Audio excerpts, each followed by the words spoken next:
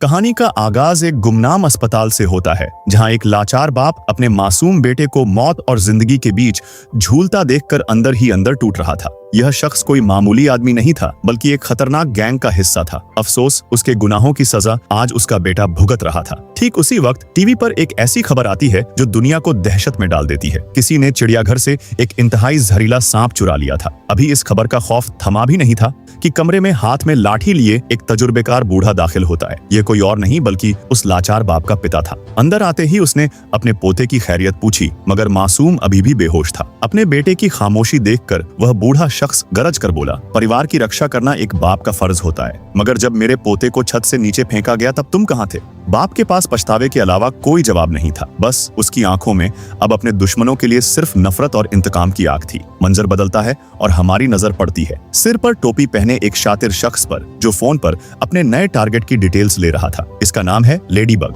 एक ऐसा professional Hunter जो अपने पीछे सुराग का एक कतरा तक नहीं छोड़ता। मगर अजीब बात यह थी कि लेडीबग का मानना था कि उसकी किस्मत दुनिया में सबसे खराब है। रास्ते में चलते चलते वह उसी लाचार बाप से टकरा जाता है जो अपने बेटे का बदला लेने स्टेशन पहुंचा था। इस टकराव में लेडीबग की लॉकर की चाबी नीचे गिर जाती है। लेडीबग हैरान होकर अपने क्लाइंट से पूछता है, इस खतरनाक मिशन के लिए मुझे ही क्यों चुना गया? तब उसे पता चलता है कि असल में यह काम कार्वर नाम के शूटर को मिलने वाला था, मगर अचानक उसकी तबीयत बिगड़ने की वजह से लेडीबग की बदकिस्मती ने उसे यहाँ भेज दिया। लॉकर खोलते ही लेडीबग अपना सामान उठाता है, जिसमें एक बेहोशी वाला पाउडर भी था, जो आगे चलकर उसका सबसे बड़ा हथियार बनने वाला था। क्लाइंट ने उसे गन लेने की सलाह दी, मगर लेडीबग ने बिना किसी हथियार के ही ट्रेन में सवार होने का फैसला किया। उधर वह गुस्से से भरा बाप भी अपने बेटे के कातिलों को ढूंढते हुए ट्रेन में दाखिल हो चुका था। अब शुरू होता है असली खेल। बुलेट ट्रेन के 16 डिब्बों में मौत का जाल बिछा था। लेडीबग का मिशन बिल्कुल साफ था, उसे सिर्फ एक ब्रीफकेस चुराना था जिस पर एक खास ट्रेन का स्टिकर लगा हो। लेडीबग को लगा था कि यह काम आसान होगा, मगर उसे ये नहीं पता था कि उस ब्रीफकेस के रखवाले कोई आम लोग नहीं बल्कि टेंजरीन और लेमन नाम के दो जुड़वा भाई हैं। ये दोनों भाई किसी फिल्म के हीरो नहीं बल्कि इडवाइट डेथ नाम के एक खौफनाक माफिया के सबसे भरोसेमंद कॉन्ट्रैक्टर्स हैं। उन्हें जिम्मेदारी मिली थी कि वह व्हाइट डेथ के बिगड़े हुए बेटे और उस ब्रीफकेस को सही सलामत क्योटो स्टेशन पहुंचाएं। लेडीबग चोरी छुपे ट्रेन के अंदर ब्रीफकेस तलाश रहा था और किस्मत देखिए, वह सीधा उन्हीं दोनों भाइयों के केबिन में जा पहुंचा। मौका पाते ही उसने स्टिकर वाला बैग उठाया और वहां से दबे पांव निकल गया। उधर केबिन में लेमन और टेंजरीन अपनी ही बातों में उलझे हुए थे। लेमन जिसने बैग चेक करने की कोशिश की तो उसके होश उड़ गए। ब्रीफकेस गायब हो चुका था। लेडीबग अगले स्टेशन पर उतरने ही वाला था कि अचानक एक सफेद सूट पहने शख्स ने उस पर कातिलाना हमला कर दिया। यह था वुल्फ, एक खतरनाक माफिया जो ट्रेन में सिर्फ और सिर्फ लेडीबग की मौत लिखने आया था। वुल्फ की नफरत की वजह बेहद पुरानी थी। उसकी शादी की सालगिरह के दिन ही लेडीबग ने वुल्फ के सारे रिश्तेदारों को ड्रिंक्स में जहर मिलाकर मौत के घाट उतार दिया था। उस कत्लेआम में वुल्फ की प्यारी बीवी भी शामिल थी। किस्मत से वुल्फ ने वह ड्रिंक नहीं पी थी और वही एक अकेला जिंदा बच गया। आज वही बदला लेने वह शिनागावा स्टेशन पर लेडीबग को मारने पहुंचा था। बिना वक्त गंवाए वुल्फ ने लेडीबग की छाती में चाकू घोंप दिया, मगर किस्मत देखिए, लेडीबग की जेब में रखे फोन ने उसकी जान बचा ली और चाकू सीने के आर पार ना जा सका। वुल्फ पागलों की तरह लगातार वार करता रहा, मगर लेडीबग ने ब्रीफकेस को ढाल बनाकर हर हमले को नाकाम कर दिया। तभी वुल्फ ने लेडीबग को उठाकर टेबल पर पटका और मौका पाते ही उसकी तरफ चाकू फेंका, मगर अफसोस, लेडीबग ने फिर से ब्रीफकेस आगे कर दिया। चाकू ब्रीफकेस से टकराकर वापस घूमा और सीधा वुल्फ के सीने में जा घुसा। यहाँ शिकारी खुद शिकार बन चुका था। मंजर बदलता है और हम देखते हैं उस लाचार बाप को जो हाथ में गन थामे अपने बेटे के कातिल को मारने फर्स्ट क्लास केबिन में पहुंचता है। उसे खबर थी कि उसका दुश्मन इसी डिब्बे में है। वह सावधानी से आगे बढ़ा और गन का निशाना ठीक कातिल के सर पर लगाया, मगर वहां एक मासूम लड़की को देखकर उसने अपनी गन छुपा ली। यही उसकी सबसे बड़ी भूल साबित हुई, क्योंकि यह वही लड़की थी जिसने उसके बेटे को छत से नीचे फेंका था। जब उस बाप को होश आया तो उसने खुद को बंधा हुआ पाया। इस शातिर लड़की का नाम था प्रिंस। वह उस बाप को धमकी देते हुए बोली, तुम्हें अपने बॉस यानी द व्हाइट डेथ को धोखा देकर मारना होगा। अगर तुमने मना किया तो तुम्हारा बेटा अस्पताल के अंदर जिंदा नहीं बचेगा। दूसरी तरफ लेडीबग जल्दी से खून के निशान मिटाने लगता है। वह वुल्फ की लाश को ऐसे छुपा देता है जैसे वह सो रहा हो। अगले स्टेशन पर उतरने के लिए वह जैसे ही आगे बढ़ा, प्रिंस की नजर उसके हाथ में मौजूद उसी ब्रीफकेस पर पड़ती है। इधर लेमन और टेंजरीन की जान निकल रही थी। ब्रीफकेस गायब था और उसमें मौजूद पूरे 1 करोड़ रुपए भी। टेंजरीन ने डरते डरते व्हाइट डेथ के बारे में बताया। कई साल पहले जापानी अंडरवर्ल्ड पर मिनीगिशी गैंग का राज हुआ करता था, मगर तभी एक 6 फीट लंबे रूसी शख्स की एंट्री हुई। अपनी काबिलियत के दम पर वह जल्द ही मिनीगिशी का सबसे खास आदमी बन गया। जल्द ही उस रूसी ने, जिसे दुनिया और व्हाइट डेथ के नाम से जानती है, मिनीगिशी के अड्डे पर हमला किया और पूरे जापानी अंडरवर्ल्ड का बेताज बादशाह बन गया। दोनों भाइयों को लगा कि शायद काम पूरा होने पर उन्हें माफी मिल जाएगी, मगर जब वह अपने केबिन में पहुंचे तो उनके पैरों तले जमीन निकल गई। व्हाइट डेथ के बेटे को किसी ने जहर देकर मार दिया था। उसकी आंखों से खून बह रहा था। दोनों ने तुरंत उसकी आंखों पर चश्मा पहना दिया ताकि लगे कि वह जिंदा है। लेडीबग अगले स्टेशन पर उतरने ही वाला था कि अचानक उसकी नजर लेमन पर पड़ी, जिसके हाथ में गन थी। लेडीबग ने देखा कि लड़ाई के दौरान उसका फोन टूट चुका है। मजबूरन उसने वुल्फ का फोन उठाया और अपने क्लाइंट को कॉल किया कि मेरा स्टेशन छूट गया है, अब मुझे अगले स्टेशन पर ही उतरना पड़ेगा। तभी अचानक उसकी नजर टेंजरीन पर पड़ती है, जो उसी की ओर बढ़ रहा था। वह जल्दी से कोने में आकर छिप जाता है। टेंजरीन वहां से जा ही रहा होता है कि तभी उसे व्हाइट डेथ के आदमियों का कॉल आता है। टेंजरीन उन्हें कहता है कि सब कुछ प्लान के हिसाब से चल रहा है। तभी अचानक टेंजरीन की नजर लेडीबग पर पड़ती है, जिसे देखकर वह चौंक जाता है। टेंजरीन को यह पता नहीं था कि ब्रीफकेस लेडीबग ने चुराया है। प्रिंस जिस डिब्बे में थी उसी डिब्बे में टेंजरीन पहुंचता है। प्रिंस उसे हाँ में जवाब देकर कहती है कि मैंने एक काले रंग के चश्मे पहने हुए आदमी को ब्रीफकेस ले जाते देखा था। टेंजरीन समझ जाता है कि वह वही आदमी है जो उसे कोने में छुपा हुआ मिला था। लेमन मैसेज देख ही रहा था कि तभी लेडीबग उसके बिल्कुल सामने आकर बैठता है और कहता है कि मेरी गन का निशाना तुम पर है, ब्रीफकेस मेरे पास है, हम एक सौदा कर सकते हैं, मैं तुम्हें तुम्हारा ब्रीफकेस लौटा दूंगा, बदले में तुम मुझे यहाँ से जाने दो। लेकिन लेमन भड़क जाता है और उस पर पूरी ताकत से हमला करता है। लेमन को लगा कि माफिया के बेटे को मारने वाला यही आदमी है। लेडीबग बार बार उसे समझाने की कोशिश करता है कि यह काम उसने नहीं किया है। तभी लेडीबग टेबल पर पड़े लैपटॉप से जोर से लेमन के सिर पर हमला करता है, जिससे लेमन बेहोश हो जाता है। बचाव के लिए वह बेहोशी का पाउडर पानी में मिलाता है जो वह अपने साथ लाया था। दूसरी ओर प्रिंस लेडीबग के चुराए हुए ब्रीफकेस को लेने पहुंचती है। जल्दी से वह ब्रीफकेस को लेकर वहां से निकलती है। तभी बच्चे के पिता पर उसके पिता का कॉल आता है। बातचीत के दौरान बूढ़े आदमी ने लड़की की आवाज फोन में सुन ली। लड़की उस ब्रीफकेस का लॉक खोलने को कहती है। आखिरकार वह लॉक खोलने में कामयाब रहा, जिसमें ढेर सारे पैसे और सोना रखा हुआ था।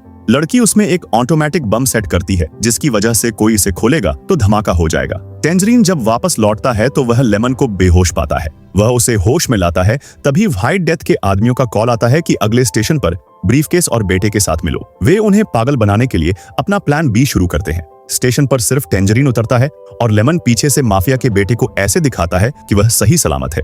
दूसरी ओर लेडीबग टॉयलेट में छिपा था कि तभी टेंजरीन लेमन का फोन ट्रैक करते हुए उसके पास पहुंच जाता है। टेंजरीन उसे बुरी तरह पीटने लगता है। उसी बीच टेंजरीन लेडीबग को मारने ही वाला होता है कि तभी उसे माफिया का कॉल आ जाता है कि अगले स्टेशन पर वे टेंजरीन और लेमन दोनों को एक साथ देखना चाहते हैं। मजबूरी में टेंजरीन लेडीबग को ही लेमन बनाकर उनके सामने ले आता है, लेकिन तभी ब्रीफकेस का लॉक गलती से खुल जाता है और उनकी सच्चाई सामने आ जाती है। किसी तरह वे दोनों उनसे बचकर वापस ट्रेन में घुस जाते हैं। प्रिंस और बच्चे के पिता के साथ बहस चल रही होती है कि तभी लेमन वहां पहुंचता है। लेमन को प्रिंस पर शक हो जाता है क्योंकि प्रिंस को ब्रीफकेस के स्टिकर के बारे में पहले से पता था, जबकि लेमन ने इसका जिक्र तक नहीं किया था। लेमन उन पर गन तान देता है। तभी प्रिंस ने चालाकी से बच्चे के पिता की ओर इशारा किया, जिससे लेमन ने बिना सोचे समझे उस पर गोली चला दी। मगर लेमन को अभी भी उस लड़की पर शक था। वह उस पर गन तानता है, लेकिन उसे चक्कर आने लगते हैं क्योंकि उसने लेडीबग वाला नशीला पानी पी लिया था। इसी का फायदा उठाकर प्रिंस उसके हाथ से गन छीन लेती है और उसके सीने में 2 गोली मार देती है। उसके बाद हमें एक बड़ा सा टॉय मैस्कॉट दिखाई देता है, जो असल में एक कातिल हॉर्नेट थी। ट्रेन वेंडर के कपड़े पहनकर वह लेडीबग को मारने आती है। लड़की उसी जहर से लेडीबग को मारने की कोशिश करती है जिससे उसने माफिया के बेटे को मारा था। लड़ाई के दौरान जहर वाला इंजेक्शन सीधा लेडीबग के हाथ में जा लगता है। बिना देर किए लेडीबग ने उसे निकालकर कातिल की गर्दन में घोंप दिया। लेडीबग ने एंटीडोट अपने शरीर में लगा लिया और बच गया, जबकि वह कातिल तड़प तड़प कर मर गई। तभी टेंजरीन वहां पहुंचता है जहां उसके भाई की लाश पड़ी थी। वह एकदम खामोश हो जाता है और अपने गले की चैन अपने भाई को पहना देता है। तभी व्हाइट डेथ का कॉल आता है कि उसने ट्रेन की सारी टिकटें खरीद ली हैं और अब कोई नहीं बचेगा। टेंजरीन और प्रिंस आमने सामने आते हैं। प्रिंस फिर से लड़की होने का फायदा उठाती है, मगर तभी लेमन का छोड़ा हुआ निशान टेंजरीन देख लेता है, जिससे उसे पता लग जाता है कि असली कातिल यही लड़की है। वह गन तानता है, लेकिन तभी लेडीबग आकर उसे रोक लेता है और इसी हड़बड़ी में गलती से ट्रिगर दब जाता है और टेंजरीन को गोली लग जाती है। वह आखिरी लम्हों में लेडीबग को आगाह करता है कि इस लड़की से बचकर रहो। अगले स्टेशन पर वही बूढ़ा आदमी दिखाई देता है जो ट्रेन में अपने बच्चे का बदला लेने आया था। प्रिंस ढोंग करती है कि उसका बैग अटक गया है ताकि कोई ट्रेन से नीचे ना उतर सके, क्योंकि उसे व्हाइट डेथ को मारना था। तभी बूढ़ा आदमी उनके बाजू में आकर बैठता है और लड़की की आवाज सुनकर उसे पता लग जाता है कि यह वही लड़की है जिसने उसके पोते की जान लेने की कोशिश की थी। जैसे ही लेडी बग अपना बैग उठाने नीचे हाथ करता है, तभी उसे वही जहरीला सांप काट लेता है। लेडी बग चिल्लाते हुए उसे टॉयलेट में कैद कर देता है। बूढ़ा आदमी लड़की से कहता है कि तुम वही हो जिसने मेरे पोते को छत से नीचे फेंका था। लड़की अपना प्लान बताती है कि तुम्हारा बेटा ही व्हाइट डेथ तक पहुंचने का रास्ता था।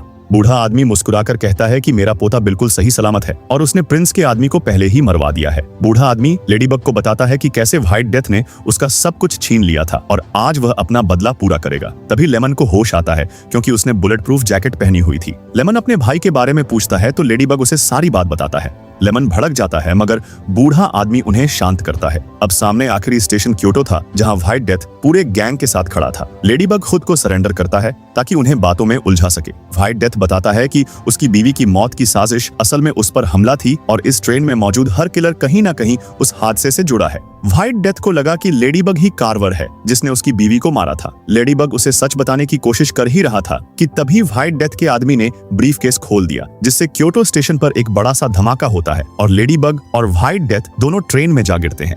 दूसरी ओर बूढ़ा आदमी अपना बदला लेने के लिए एक एक करके व्हाइट डेथ के आदमियों पर अपनी तलवार चलाता है। तभी लेमन ट्रेन को पटरी पर फिर से दौड़ाने लगता है। बूढ़ा आदमी वहां मौजूद सारे आदमियों को अकेला ही खत्म कर देता है। अब व्हाइट डेथ उसके सामने खड़ा था। वह अपनी पूरी ताकत से व्हाइट डेथ के ऊपर हमला करता है। लड़ाई के दौरान उसकी तलवार कहीं फंस जाती है और व्हाइट डेथ उस पर कातिलाना हमला करता है। उधर लेडीबग और लेमन ट्रेन को कंट्रोल करने की कोशिश कर रहे थे, मगर दोनों में से किसी को भी ट्रेन चलानी नहीं आती थी। तभी माफिया गैंग के आदमी फायरिंग करते हुए वहां पहुंच जाते हैं। लेमन उन्हें संभालता है और लेडीबग ट्रेन को रोकने की कोशिश करता है। लेडीबग एक चाकू उठाकर लेमन के पीछे खड़े आदमी को मार देता है। तभी दूसरा आदमी गन लेकर आता है, जिसे लेमन पकड़कर ट्रेन से नीचे कूद जाता है। लेडीबग ब्रेक्स की वायर को खींचता है, जिससे ट्रेन को एक जोरदार झटका लगता है और इसी बात का फायदा उठाकर बूढ़ा आदमी व्हाइट डेथ पर तलवार से हमला करता है और एक ही बार में उसका खेल तमाम कर देता है। तभी ट्रेन पटरी से उतर जाती है और एक खाली गांव में जा भिड़ती है। अब बस वे तीनों ही ट्रेन से बचकर बाहर निकलते हैं, लेकिन तभी उनके सामने गन लेकर प्रिंस खड़ी हो जाती है।